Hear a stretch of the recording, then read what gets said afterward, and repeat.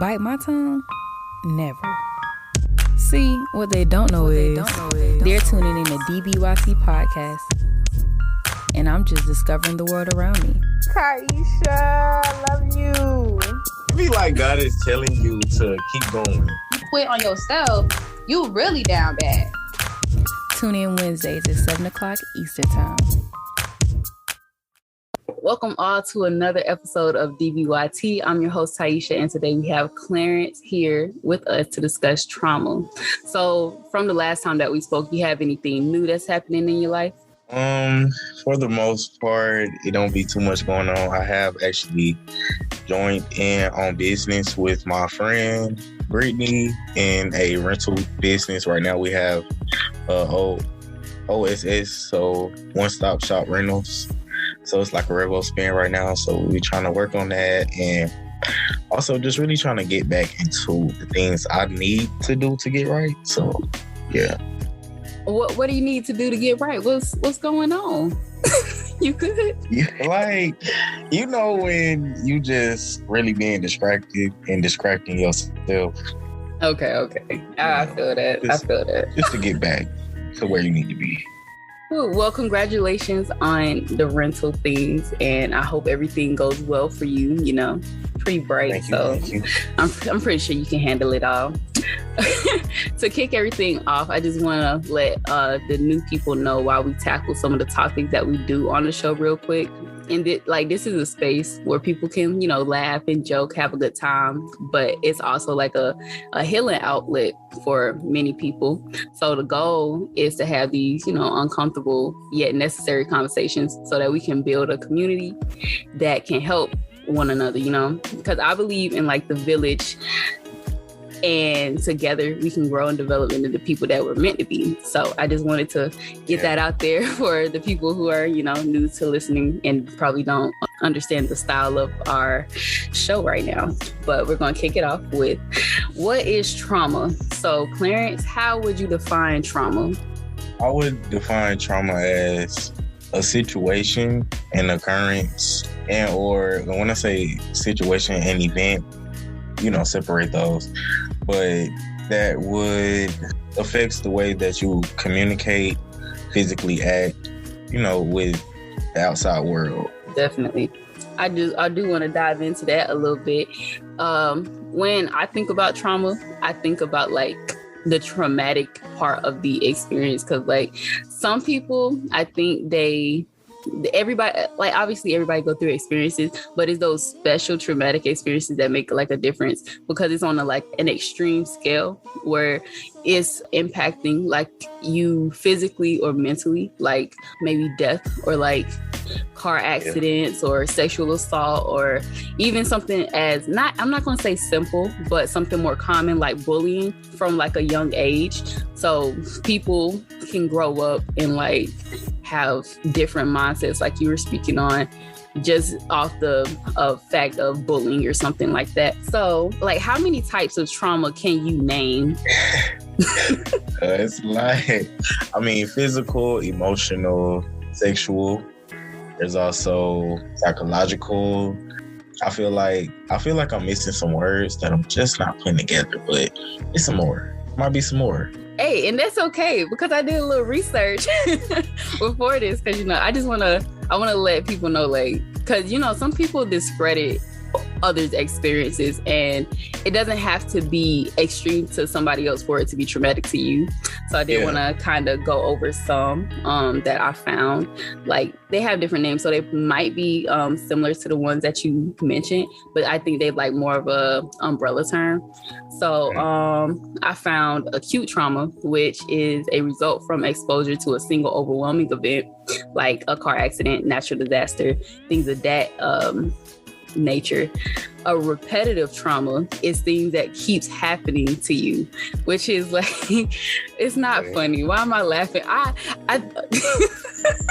let me tell you, before I even get into that, there has been so many people that's like, Taisha, do you have like a nervous tick? Like, is laughing like your coping mechanism? And I'm like, me too.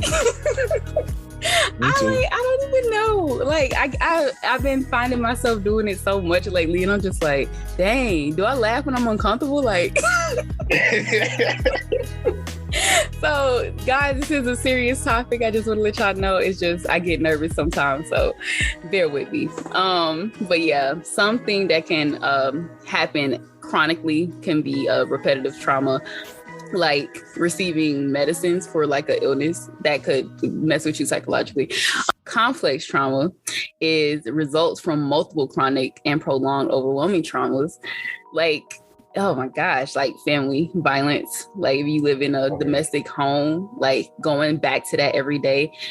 And like in a way, I guess it's not bullying, but what would you call it if it's happening at home? Do you get bullied at home?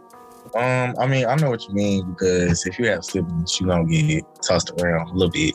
Right. But you can get bullied in your house. You can get bullied in your household. Okay, yeah. Y'all listen to what he's saying. He know what he's talking about. You also have developmental trauma, which results from early onset exposure to ongoing or repetitive trauma. So it's like, I guess in this realm, it just keeps getting bigger and bigger. Like it happens more often. And this one actually includes like physical abuse, sexual assault, emotional abuse. So it just adds more to the previous trauma that could have happened. I don't know if I'm gonna say this right, but vicarious trauma, it says it creates a change in the service provided, resulting in an empathetic engagement with a client's patient traumatic background. I'm gonna have to keep going because I don't even know what that means. It occurs when an individual who was not an immediate witness to the trauma of okay. I probably just cut off my own self, but I'm thinking it's like, you know how we're Black and we feel the pain from other Black people when they're being done wrong. Yeah. That is I think that's what this is. That's what it sounds like to me. So also they have under this one historical trauma, which is a cumulative emotional and psychological wounding over a lifespan of generation. So that's slavery, war. You're right. So those sound kind of similar to me. But yeah, y'all make sure y'all go look it up and educate yourselves. And then we have the last term on here called intergenerational trauma, which describes the psychological or emotional effect that can be experienced by people who live with people who experience the trauma. Okay, so those last three just sound all the same to me. But that's the passing of trauma through generations. So yeah, that's trauma, guys. That's a good start. My third question today for you is, what can going through a traumatic experience look like for people who have experienced them? So like, what can happen to people as they, like, after they go through the experiences? I mean, from personal experience and also like just observing people, after a traumatic event, you might develop some form of illness, mental illness, I would say. You could actually get physically sick too. Like, I want to say something more so of the vicarious trauma, or like something where it's like chronic trauma. Let's say it is physical abuse. You can get physically sick from that. You might mentally go into a space where it's like, okay, depending on what is happening, you could get triggered. So you'll start having triggers that would result in you, maybe, I would say like not eating. I'm gonna use that as an example. Or you will not like stop eating or stop really caring about yourself. Yeah. So I mean, everything kind of beats down on itself.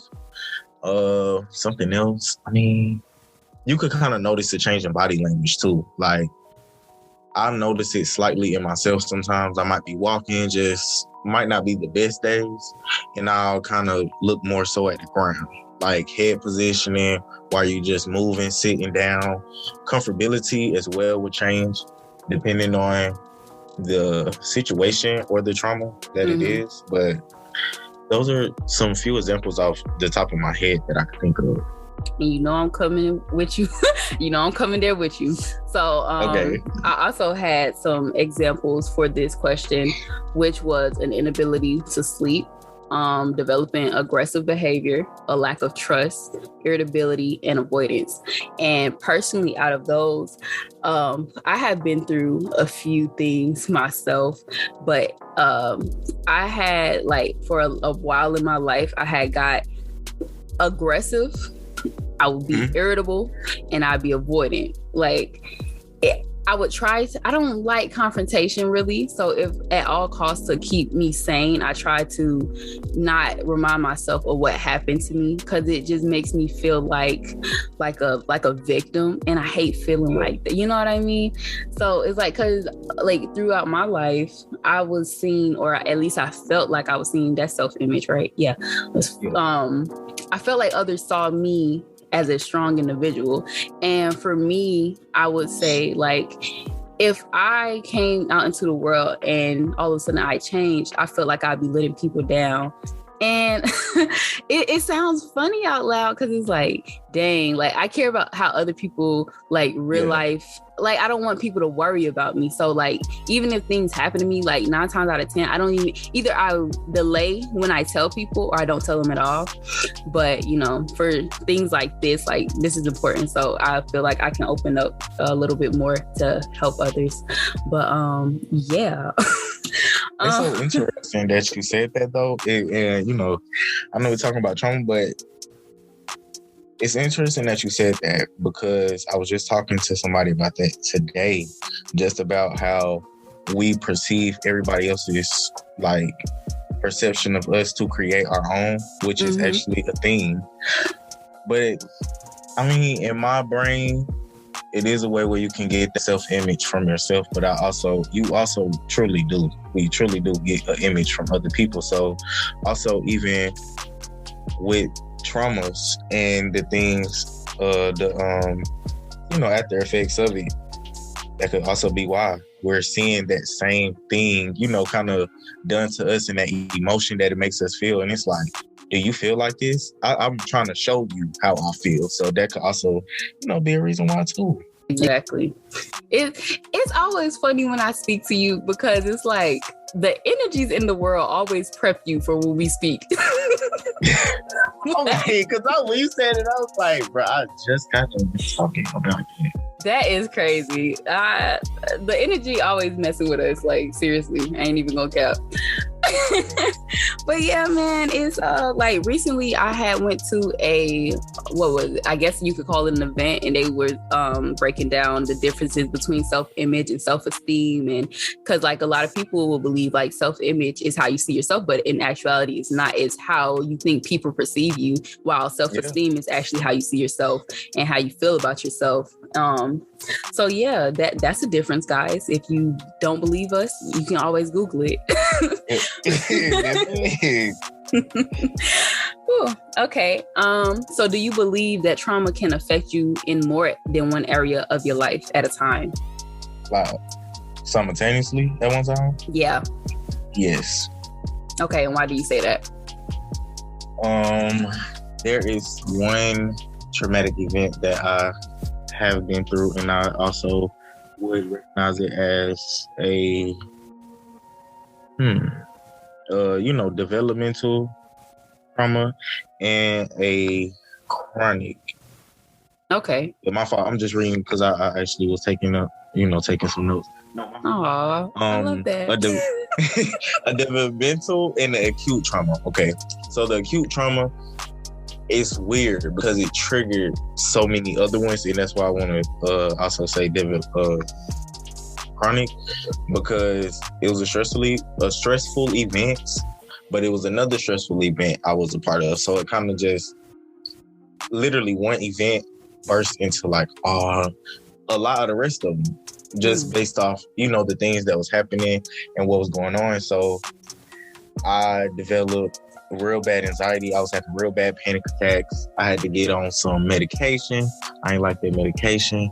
It was making me feel sleepy. So I had to, really had to work on the stuff myself. So even later on in life, it still kind of bothered me due to the fact of like, okay, it took me through so much to get literally through that one experience. And I didn't even realize how like I don't even want to say how strong I was, but I really want to say like how numb I was to the whole thing. And that's why it's like now it'll kind of boom, boom, boom, like pop up. I mean, now I'm kind of a lot over it, but it almost didn't hit until at least 20 to get over it. And it happened,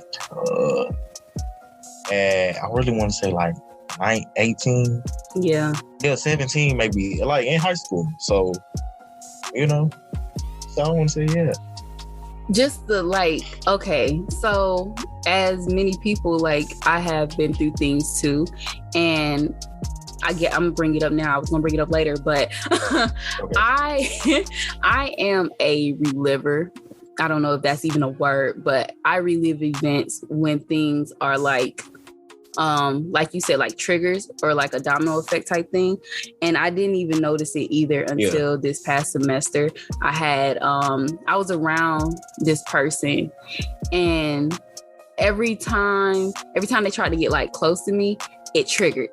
And I was like, I don't even know why this is happening, because it happened like some years ago. And it's like, I guess I hadn't had something similar like that happening until that moment. And it was like, I was like breaking down. I was like, yo, this is too much for me. Like, I don't even want to like be around this person, because it's like it's bringing up old memories of somebody else. It was so weird. And I was just like, every time I get around this person, it's like it's just triggering. I'm like, I don't know if we can be friends, because you look like, I don't know what, like, nice person and all, but you're making me feel weird. On some And it stuff. can be like that. It can really be like that. Yeah. Also, I wanted to say that while trauma can affect you in different areas, like you having trust issues or getting close to people, or like myself, I isolate myself, and I've recognized that, which is a weird thing for me, because like I told you with my friend, I would stop going around them because I'm like, I don't know what's going on, but whatever voodoo you got going on, it's making me act up like in the worst way, and I don't like that. Now, for some people, it can even lead to like self-harm when they go through these traumatic experiences. I know some people who tell me like, oh, I either burn myself or I cut myself or I do like, you know, self-harm things because it doesn't feel as bad as that experience, which is like wild to me. So now we're going to transition into the personal experience with trauma. So as we already know, but I'm going to ask anyway, have you ever been through anything traumatic? Yes. Would you be comfortable with sharing those things? You know, I actually had a talk with my aunt. She's a psychologist as well. And she told me to, you know, make sure when I'm speaking, make sure it doesn't trigger others. Because the same way how you just said. So I'm trying to make sure I'm thinking of something that's not triggering to anybody else. But, you know, I mean, something that's common, and it may not be so common in men, so I guess I'll hit on that. Sexual assault. Like, you can feel violated as a man, and that's when you feel violated. I don't care if you're supposed to like it. I don't care if you know it's gonna look weird, and you be like, I ain't like this though. You know, I might have looked the woo, but it, you know, didn't feel right, didn't feel comfortable. You know. Yeah, that shit, man. Yeah. Like that's for real. Because I think people have gotten comfortable with letting society tell them how to feel about certain things, and they forget that you're actually human. Like, it doesn't matter if you're a man or a woman, or I'm gonna just say other, because I'm not gonna list everything, but it's okay to feel like a regular person, because that stuff is violating. It's not a comfortable situation, and it makes me nervous to know like that females know how it feels like, because I would think that they go through it a little bit more than men, but you really never know, because of the fact, like you just said, people expect men to just like it and go with the flow because supposedly it's in their nature. You supposed to like it. It's like, what if I'm an intellectual? You know, right?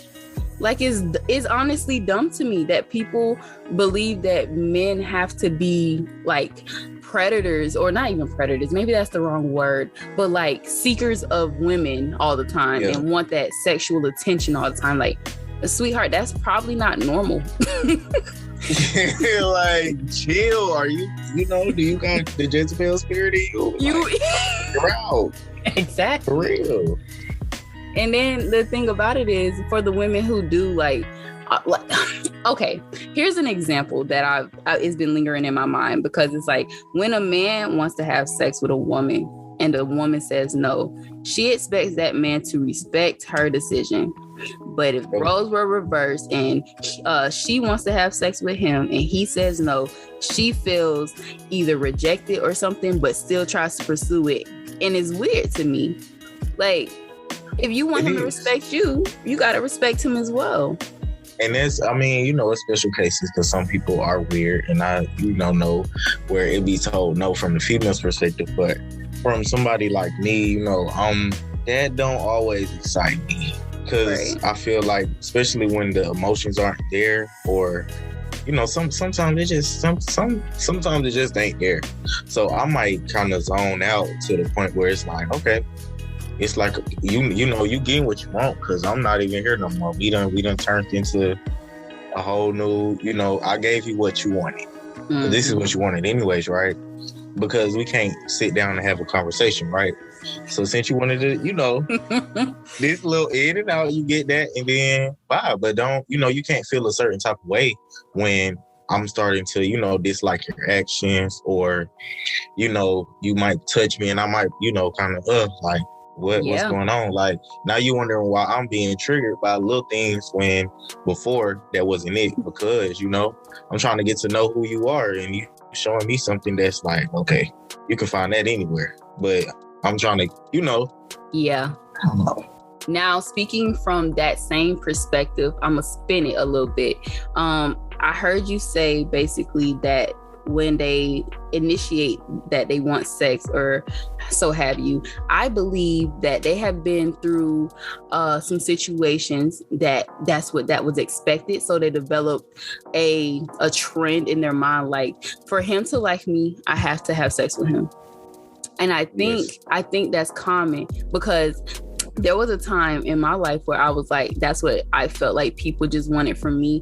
And I mean, depending on who you were, it was like, maybe I should like kiss him, or maybe I should do this. You know what I mean? And it's like, maybe that's not what he wants, Ty. Like, maybe that's not what he wants. But that was a sit down with myself where I had to be like, you know, like, maybe every man isn't the same, and you just gotta, you know, relax a little bit, because sometimes you get caught up in like feeling like, dang, nobody really likes me unless I talk freaky, or if I talk like this, or if I do that, and it kind of gets to be habitual because it's happening so much.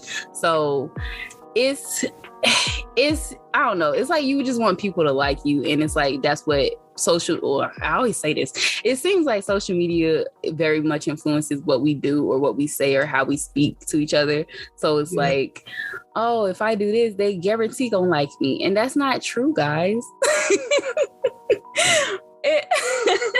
It's really not true. It's not. There are some genuine people, like you can tell when somebody just wants to, you can tell when somebody just want to have sex with you versus them wanting to get to know you. But it's up to you to actually take the time to see that. I mean, because honestly, to back that up as well, I have actually been with somebody like that. I lost my virginity, so it's like something that I notice patterns, and I be up on it. I did ask, and I'm like, hey, do you feel like that's something that you have to do to, you know, kind of show me that you like me? And I forgot how I got to that conclusion. It was just how it went down and why and where, and it's just like, hold on. This ain't the big magical moment everybody was talking about and we was thinking about. So I'm like, something gotta be off. Great. Like, I asked the question and, she was like, yeah. And then, come to find out it was a result of trauma. So it was like, dang, I can relate to you on that subject. So it built a stronger relationship. So I definitely do say you know, it's not all about the past, but I do recommend people to, you know, let people know some things. You don't have to let them know everything, but when you know that person is really there for you, you might gain a friend out of something you thought was going to be, you know, something else. So that might go further than what it could have been. So most definitely. Sometimes be open with your trauma too. You know, kind of share it, because when it kind of interlocks, you can also lock it up. And it help you lock that trauma up to where it needs to be. Yeah. It's been times where like I'm talking to my friend and he finding things out about me. He's like, yo, like, why wouldn't you tell me this like before? Like, I would have approached something differently if I would have known. And it's like, I have this thing of not wanting people to feel bad for me, that I wait to tell people things because of the fact, like, I don't want you to think like, oh, she's such a delicate flower, like she's not gonna be able to take it, or she's gonna overreact, or like, I don't want you to have a perception of me before I can actually show you like I'm slick, okay? You know what I'm saying? I'm fine for the most part. Like I deal with it in the way that I deal with it. And when I feel like we have connected enough to a different level, I can open up to you and let you know like, hey, well, this happened. But at the end of the day, I'm still Taisha. Like I'm trying not to disconnect myself, because once I disconnect, it's like, it's a whole nother person. Yeah, definitely. It's weird only when you're dealing with trauma, because everybody has their own reaction, their own responses and things like that. So it really, with me, I use it as parables almost to try to help people. So I get what you're saying when you say you don't want everybody to know, because that's me too. Because it's like, I know when I tell y'all this, y'all gonna be like, oh my gosh, like you really go through stuff? Because I swear it's people who think I don't even get mad. And it's like, for real? Like, y'all think I'm a robot or something? Like, they just really see me in such a positive light that it's like, he just can't do no wrong. And it's like, no. Please don't get it confused. And it's like, don't get that confused either with me never having the times of, you know, low points and times of no joy, because we all do. It's just how you come up, you know, deal with it and come through. You have to. I did want to just bullet point real quick some of the incidents that I've been through when I was like in elementary school. I don't know if you remember this, but our car had got caught on fire as we backed out of the driveway, and like my little brother was like kind of stuck in the backseat, and that was weird. Like I still, as an adult, I still remember the whole thing. Like all we did was literally back out the driveway. We were in front of our house, and I seen smoke coming from, I'm gonna sound so dumb, it's not the dashboard, but where all the stuff is, where all the information's at. Okay. You're right though. You're right. Okay, good. I seen the smoke, and I was like, me, like the car, like smoking. And oh shoot. Yeah. We all trying to get out, because me and my two brothers in the car, my dad obviously, and my little brother is obviously younger than me, and he's in the back seat, and we trying to get him out. And because I don't think he was understanding like, hey, the car is literally about to burn. Yeah. You know what I mean? Because he's a child. So it was like, that was an experience. That was crazy. I'm not going to go too deep into the next one, but losing people due to unfortunate medical reasons. I was in a car accident last year. That was crazy. I had very bad PTSD from that. And it was like the area that it happened in would make me kind of cringe and like relive. Yes. I know I don't talk to the person anymore who caused the accident. We ain't on that. And also, oh boy. And for like the first few months after it, I did not like getting in cars.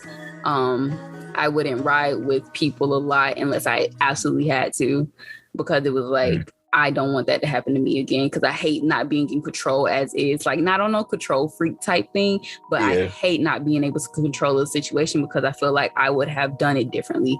And that was hard. That was my first car accident, actually. And it's just like, it's a whole mess. Like, I don't ever want to be in a car accident ever again. But those are my top 3. As you went through your traumatic experience, how did it make you feel? Oh, Okay, so I have been through some. I ain't gonna say recently, but is that 2019? Mm-hmm. No, that was 2020. I got into a car accident too, and that was my first car accident, and I know how that feels. So it's like going through it. I don't know. Like, it's weird. It's almost like you're on a roller coaster with no seatbelt. So it's like, yeah, this is like, an experience that you know after the fact you're gonna be like, oh my gosh, like, like what's going on, but it's just like, I don't know. I really just felt like I was about to die. I don't know why. Oh my gosh, yes. That's true, but I just really that's like the first thing that just hits you, like, okay, we finna be upside down. We just finna be the worst way. And it was crazy because we weren't, like the car, you flipped on the right side, we was finna get hit. It was really a whole mess out there. Yeah. And, people did get hurt. Like, people really did get injured. And, I still don't. I'm not sure of the status. But, just going through something like that. And also with my sister, and me being the oldest too, it just going through something like that, it's like you said, it's like almost like I'm not in control of this at all. But that also opened my eyes at the same time to understand that, hey, you are not in control of this. Some stuff can happen and you can prevail through that. And, that can be your story to let somebody else know, it's okay. Or somebody else might go through that and still feel like that low, like, oh my gosh, I made a huge mistake. Because sometimes that little thought can grow into something so much bigger. And that's also an effect of trauma too, like the way that you see yourself, literally. And, so I kind of used it as an example, also a lesson, and also something that I know I'm not going to do no more. I know it's uncontrollable, but I will not do that no more. Like, if I can avoid it, I will 100% avoid it. Cause like oh my gosh, let me catch it. Cause like I told you, I relive things. Like I see it in my mind right now. So it's like, it's crazy. But y'all, when I tell you, when you're watching a car come at you and it's gonna hit your side, you just looking like, oh my effing. Oh, that's different, because it wasn't even like that with me. So I know that's crazy. Like, I was so scared and I was so shook. I was like, oh my gosh, when it happened, I was just like, yo, I know this ain't just happened to me. I know this just ain't happened to me. I did relive that though, for real, for at least a month or two, because it was a song even playing. So it's like, if I listen to that song, it's crazy because literally the event itself helped me get through the event. Like, the same song I was listening to that would kind of trigger that whole, like, it almost froze me in time suspended in the event itself, like physically. Yeah. So I was listening to the song one day and I'm like, you know what? Let me fall into it. Like, let me fall into it. Let me not try to resist it. Let me not live in it, but live with it, because it happened to me. And that feeling of everything that went on, it kind of was like, okay, I can get over this. I don't know, like, that could be coping mechanism for some people. I mean, I don't know, but that's why I kind of put that one in there. It even goes into like not living in fear too. Yeah, because I mean, I had to. I'm like, I wasn't scared to get in cars or nothing, but it was just like the idea would kind of make me almost be like, okay, because when I had my accident, it wasn't nobody. I lost control of the car, so it's like, literally, I know that thought of like, okay, stuff can happen even when it's like not even supposed to happen. Like, that thought would have just consumed me in the worst way. So I know I had to get over that, like, because there was a lot of also other stuff that was like just happening. And I'm like, why? Like, what? Like, to this day, it's still stuff that be happening. I'm like, for real, me? Like, what did I do? Like, did I do something wrong along the way? But I know it's all a lesson for me to, maybe help somebody else. Exactly. And that's why we here, man, because literally, like, there's time, like, even me and the person that it happened to, like, they process it differently than I do. But, like, I'm not going to say any names. Oh my gosh, did I just come from Britain? Like, yo, what is going on?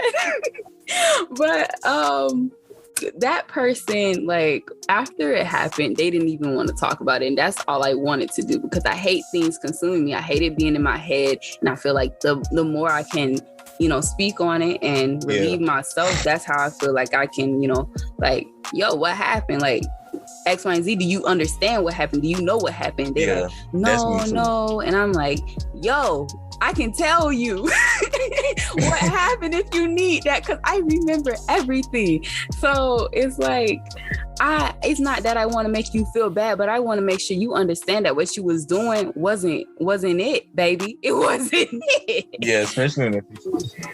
Yes, it's like it definitely tested me as a person, and I had to look at a lot of things, because there was some unfulfilled promises, and there was unfulfilled everything. Like, I can't even, like, I'm not mad. I want to be clear, just in case this person is listening. I am not mad at you, but I hope you do understand that through the events and through the things that were said, it would not be forgotten, but they can be forgiven. I do want you to understand that, because we don't talk anymore.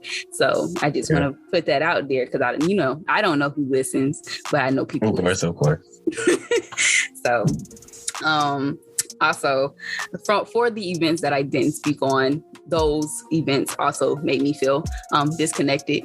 Honey, when I tell you, if I'm in the car with somebody and somebody's about to take a left turn, and like they have an option, like yield because of the flashing yellow light or something, I get so terrified.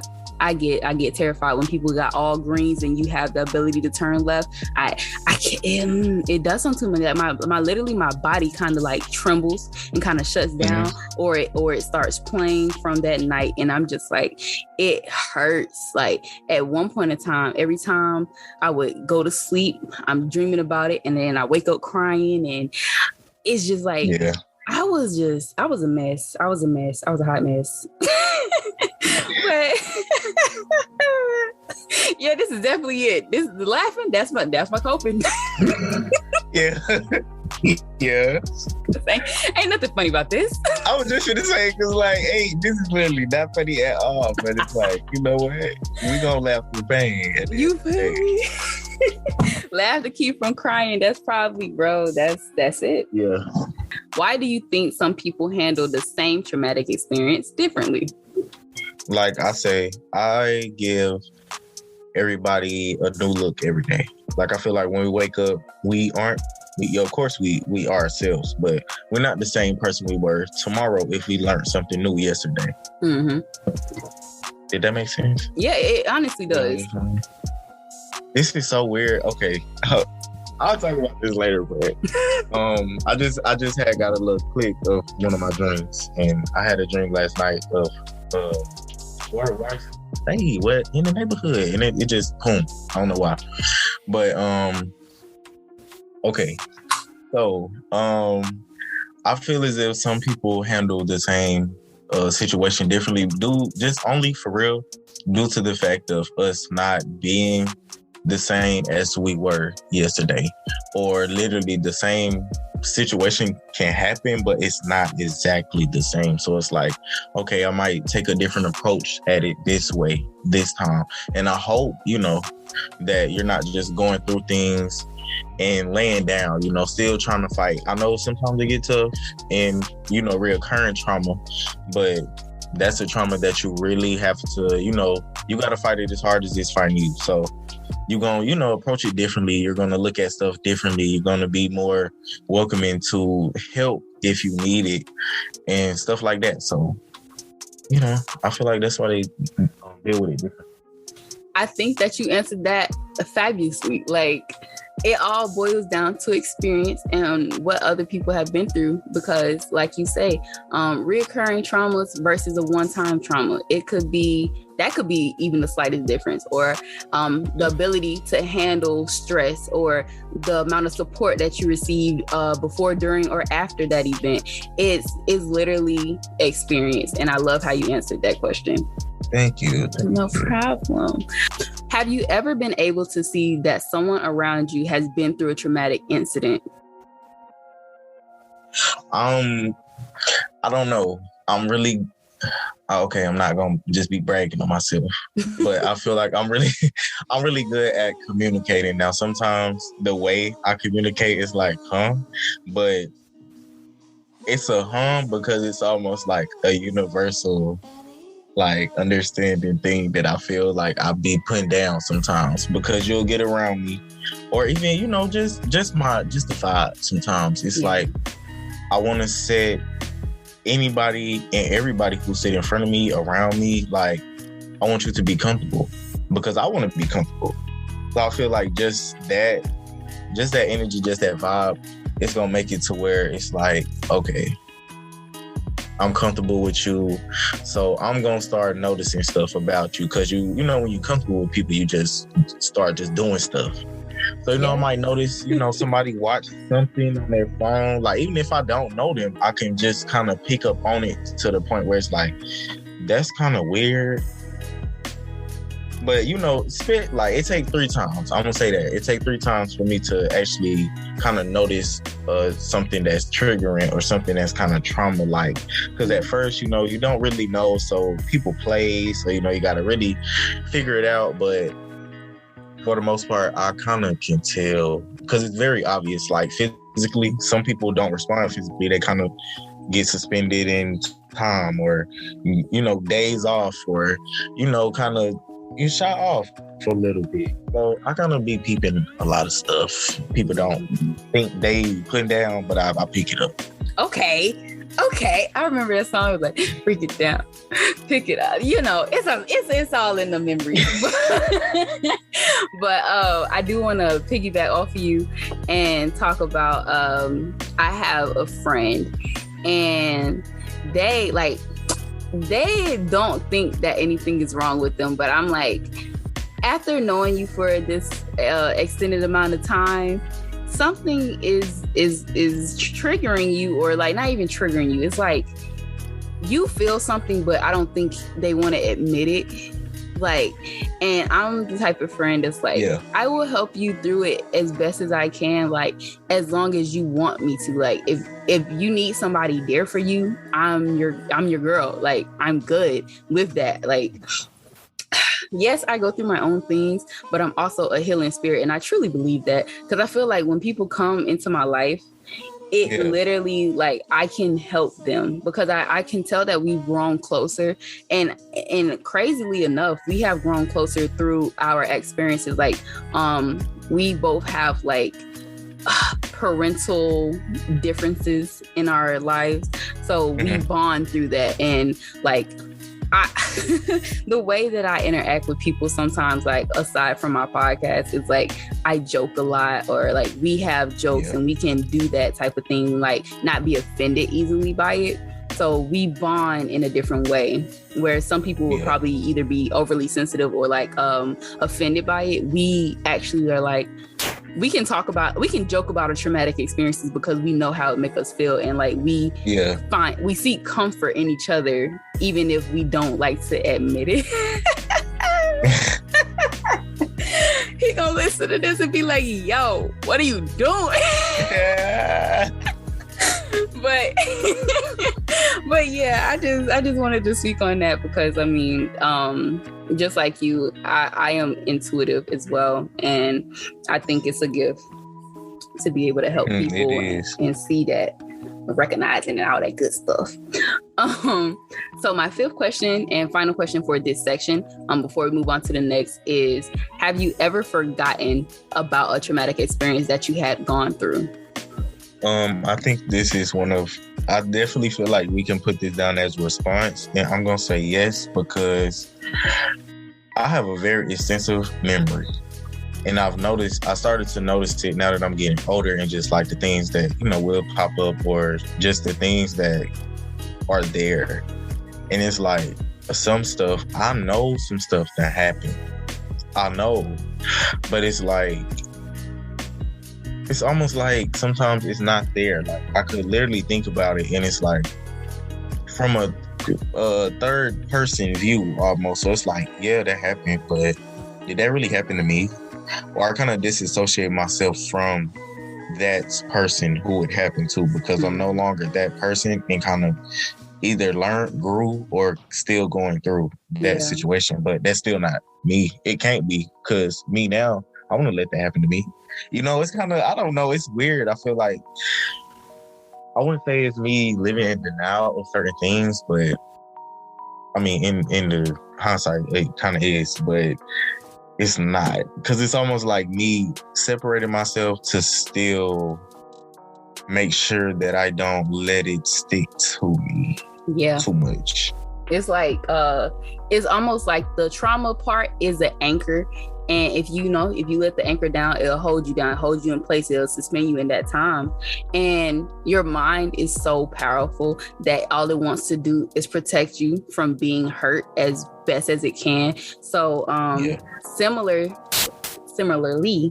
I have also forgotten things that has happened to me that when, like earlier, what I was talking about, I had totally disassociated the things that had happened to me until it came up in an unexpected way that I didn't even know that it would hit me that hard to be in a similar place as when it happened, because it wasn't the exact same place, but it was in the same area.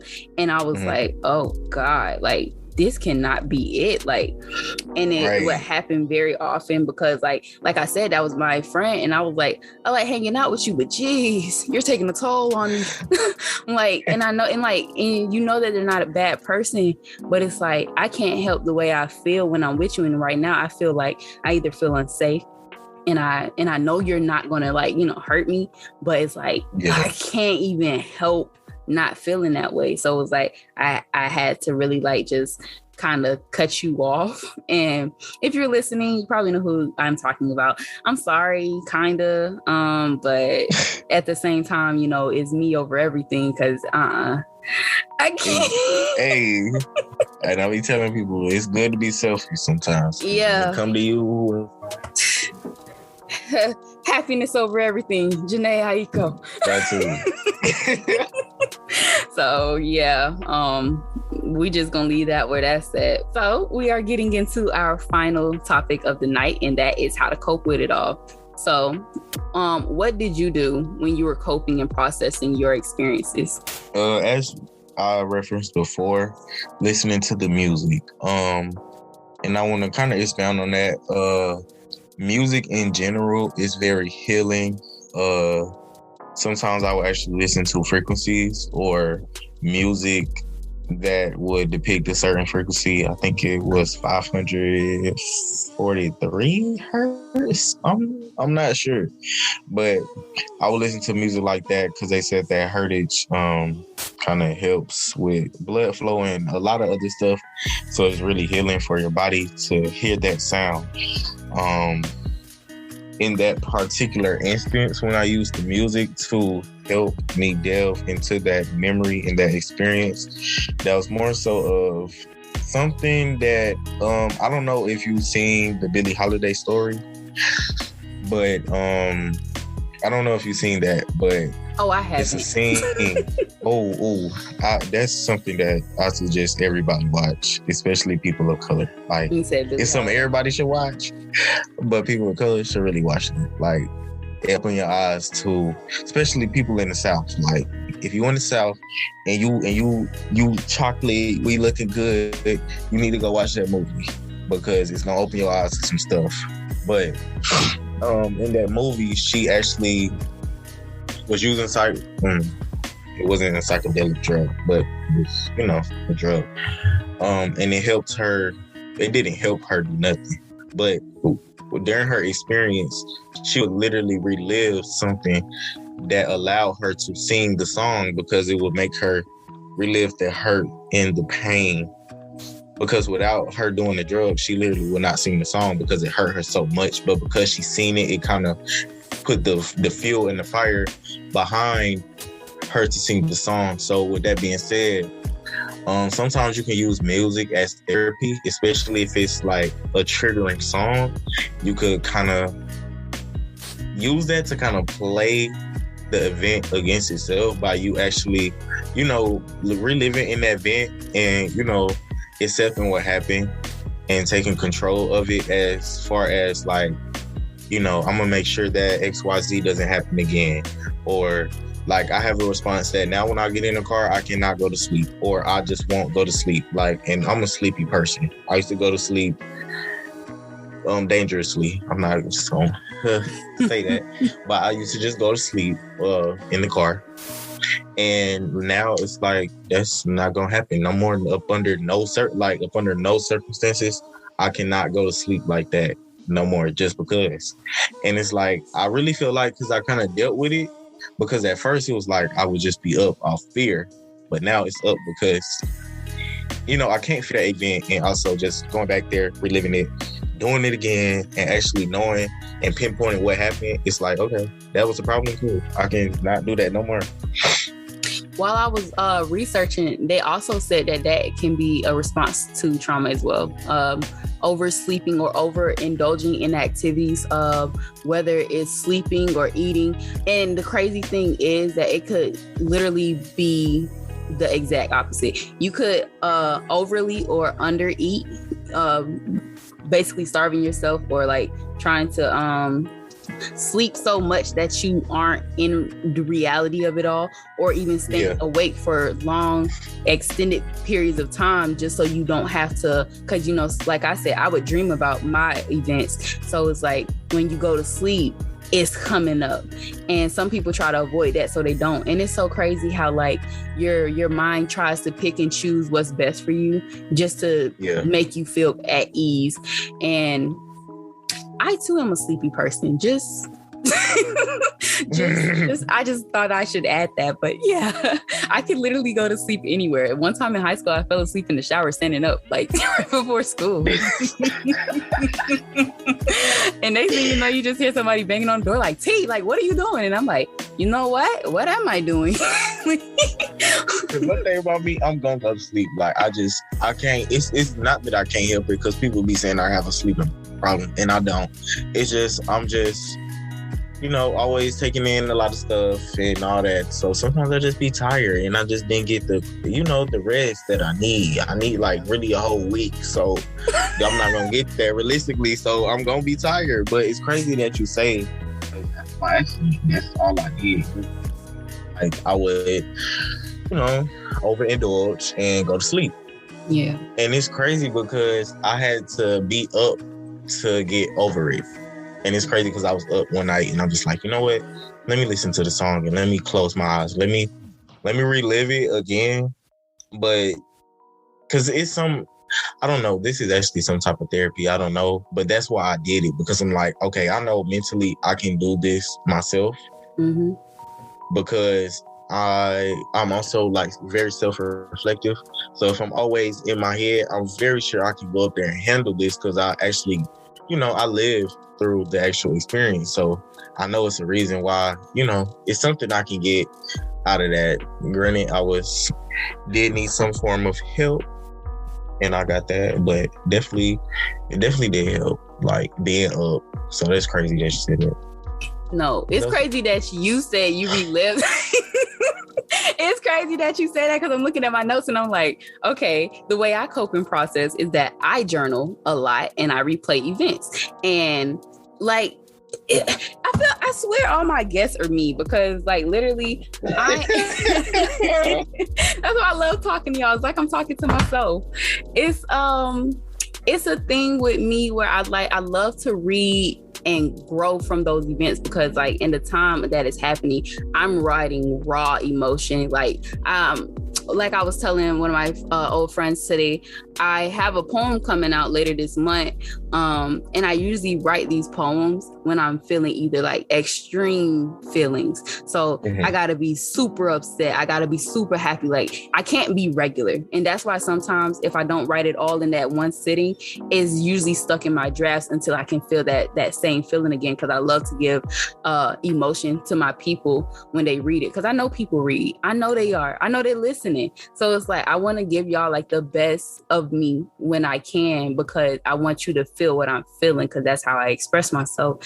And like self-reflection is just so awesome and such a good stress reliever for me personally, because it's like you see how much you have grown as a person and that your mind is changing, you're changing as a person, and like you can literally, you like you said earlier, you can use your experiences to help other people, and that's what it's really all about at the end of the day, because it's like it's so many of us hurting out here, bro, and it's like I don't want to have my people hurt alone. Like we could heal together on some stuff. Right.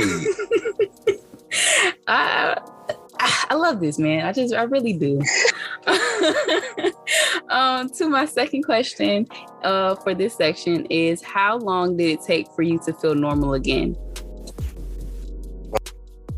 From any given situation, I'm not gonna lie. I feel like you never just feel like normal, because I feel like our people's normal is like that prime in their life. Like the most promised moment, that's where you felt the most normalist, because you felt the most complete. So I just feel like until you get back there, then you never really feel quote unquote normal.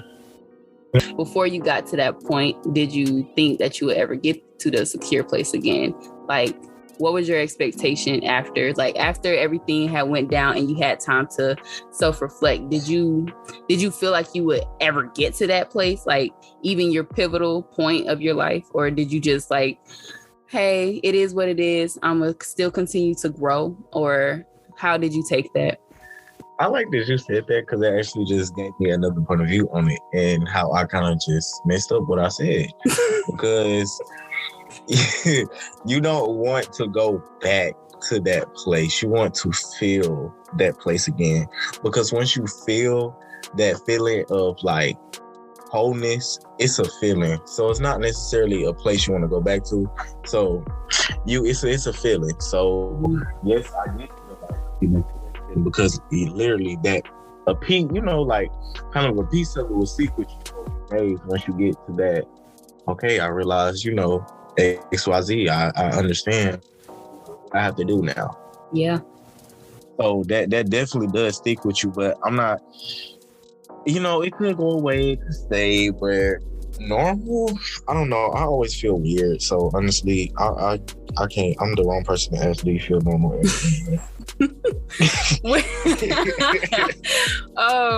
For the extremity of what has happened through the past year and a half, I think for me it was more of I had to get back to that place of before the accident and before the upbringings of past traumas. I had to get back to feeling like Taisha, because I couldn't step on any, like nothing, like literally nothing to keep going. Like, have you know that little box challenge when people like kind of place the imaginary box, step on it, and then they keep going? I couldn't do that. I couldn't pretend like that wasn't there. So it's like I had to exercise my mind and my faith and my beliefs and everything, and reevaluate everything to actually feel like Taisha. And then I had to have an actual platform to step on to keep elevating. You know what I mean? So for me, I feel so much better. Maybe because I'm in a better place in my life, like physically and mentally, spiritually, I feel so much better now. And I think it's because I didn't let the trauma slip past my fingers again. I actually took it by the horns and I dealt with it. I spoke to the people that made me feel like, oh, yeah. I heard it in my voice. But I had to really like handle that because it was like, it made me so sad inside. And like every day, if I'm not crying in the morning, I'm crying at night. I'm being self-destructive, being self-sabotaging. Like I was literally beating myself up because of the things that I couldn't control, and it was hurting me. So it's like, in order to get past this, you know, you got to forgive these people for what has happened, and you got to keep moving on, because without it, they're not hurting. You know, they're not feeling what I'm feeling. So you really gotta forgive them. You gotta forgive yourself, because if you don't, you're gonna be stuck and you'll never be able to surpass that low point ever. So yeah. That's real true. That's real true. Hot. I need a fan. Okay. All right. For my last question for you of the night, what other method aside from the ones that we named for ourselves could people use to enhance the healing stages? Okay, there are some that I also did not name that I do, like music. That was just one instance. You can really go, you know, as we said, reconnect. And one way that I just feel like humans in general can reconnect in this way is like going on nature walks, you know, going outside and just realizing how beautiful the actual outside world is, outside of the, you know, the world that we live in and the world that we create for ourselves, and that world of trauma. Like, just go outside and look at the clouds, and look at some water, look at, you know, the trees, like, you know, really look at some people too, because sometimes you'll see somebody else like smiling happy and kind of be like, I wonder if they're going through something. And then once you realize that, you know, hey, everybody is going through something. Literally everybody got something going on. No matter how big you may feel it is, that might be like the biggest thing that ever happened to them. So, and it could be something little to you. So like you said, it is going back to, you know, where you can just literally be a lesson and help people, because we are on this earth. And we, you know, some people feel like, you know, I don't have to help, or, you know, XYZ, la, la, la, la, la. But me personally, I feel like we here to do something. We're not just all here to just simply coexist. We are here to coexist and, you know, be friendly, help a hand. Like, yes. Why would you want somebody to think if you been there before, you can pick them up? Mm-hmm. You like know? Literally, to create the bonds with you guys, it's really special to me, because it's like, obviously we don't always talk all the time, but when we do, we have a great time, and we can definitely encourage one another to either, you know, keep your head up, like keep going, you got this type thing. Like I literally love talking to y'all. Like, just off the top of my head, because I talked to you guys today, you in China, love y'all. I absolutely love y'all, because it's like, it doesn't matter what I do, y'all are there to support. And what people don't understand is a simple like, a simple share, a simple anything, like even y'all helping me out with my podcast, that it says so much with y'all characters. Like, y'all gonna be there for me, I'm gonna be there for y'all. Like, and it's a big thing too, especially on both halves. Be like, oh my gosh, da, da, da, da. Like, but and I see that too, because I was talking to her today too, and I'm like, what she asked me made me be like, you know what? Why am I waiting? Why, you know, like, go get it. But I do appreciate that. I appreciate that for real, because when I'm showing love, I'm not doing it just, you know, some people feel like, well, you should show love, you knew them. Like, I'm not doing this because I know y'all. Like, it's something that I see in it. And that's like way bigger than me or bigger than you. You know what I mean? So it's just like anything like that, I support, because you just have to. Yeah, and like y'all genuine, and that's what I like about y'all, because it's like, it's not for clout, it's not for like, oh, what can I get out of it? It's like, it's purely like, it's genuine. Like, I'm gonna support you because I see potential in you. I know the heights that you can reach, and when you don't feel like you can, I'm here to let you know, hey, I'm your cheerleader. I'm here for you. If you want to talk about it, if you need to sit down and create a plan, because I mean, sometimes we all get off on like, we get stuck sometimes, and we don't know who to talk to, where to go, and it's like, look at your peers, bro. Like, we are all out here trying to grind. I don't like, I can't even think of anybody off the top of my head who's not doing something, whether it has anything to do with art, music, media, sports, like owning their own businesses. Like, everybody's out gonna here. Be there to help you. Yes. And all you got to do, you cannot think that you're going to get through this stuff by yourself, because I think in America, they're very hung up on independence. And to be honest, it takes a village. Like, I just really have a very strong belief system in the village, because without other people, what do you have?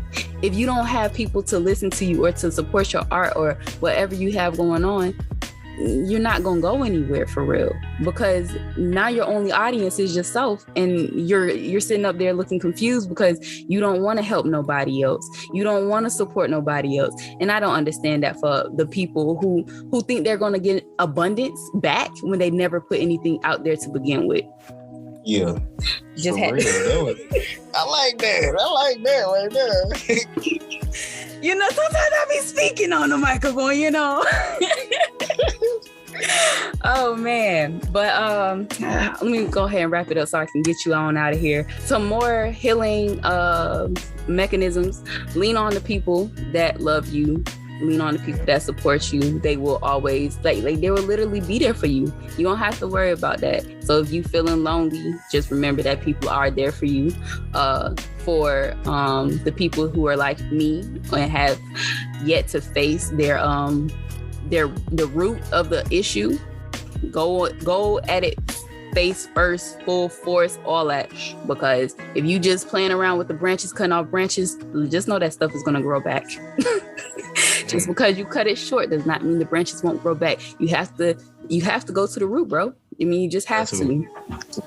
Also, get your priorities straight. Even if you have to take a day, a week, a month to organize your life and to say, hey, what's actually important to me? Why do I want to do something new? Or why do I want to get away from this trauma? What is making me feel like X, Y, and Z? Sit down with yourself, because sometimes that's what it takes. And my last suggestion is to be patient with yourself and your situation, because sometimes we can be our hardest critic and we can be hard on ourselves. And I mean, I'm a product of it. I sometimes am too hard on myself. And recently I just had to take a step back and like, Taisha, you good, bro. Like, you good. Just remember, you still moving forward. You not staying stagnant and you not moving backwards. You are moving forward. So that's the important part of your process. And yeah, so do you have any last parting comments? I do.